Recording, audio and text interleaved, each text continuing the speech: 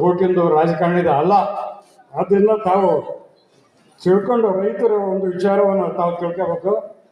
ಕೇವಲ ನಾನು ಒಂದು ಪಂಚಾಯತಿ ಮೆಂಬರ್ ಆಗಕ್ಕ, ಒಂದು ತಾಲೂಕು ಪಂಚಾಯತಿ ಮೆಂಬರ್ ಆಗಕ್ಕ, ಅಥವಾ ಒಂದು ಯಾವುದೋ ಜಿಲ್ಲಾ ಪಂಚಾಯತಿ MLA ಆಗಕ್ಕ ಮಾಡಬಾರ್ದು ಕಾರ್ಯಕ್ರಮಗಳನ್ನ. ನಿಮಗೆ ಹೇಳ್ಬೇಕಂದ್ರೆ ಯಾವುದೋ ಒಂದು ಪಕ್ಷಕ್ಕೆ ಬೆಂಬಲ ಯಾಕೆ ಕೊಡ್ತೀಪ್ಪ ಅಂತ ಕೇಳಿದ್ರೆ, ಇಲ್ಲ ಮುಂದೆ ಸರಿ ನಾ ಟಿಕೆಟ್ ತೊಗೋಬೇಕಂತ ಮಾಡಿ ನಾ ಪಕ್ಷದಲ್ಲಿ ನಿಲ್ತೀನಿ.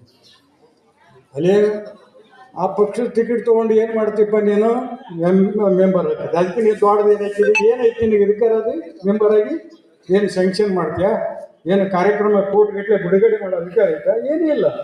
ಊರಾಗ ಒಂದು 2 ಗಾಳನ ಹಂಗೆ ಹಾಕ್ಕೊಂಡ್ಬಿಟ್ರೆ ಮುಗಿಬೋದು ಅಷ್ಟ ಒಂದು ಅಧಿಕಾರ.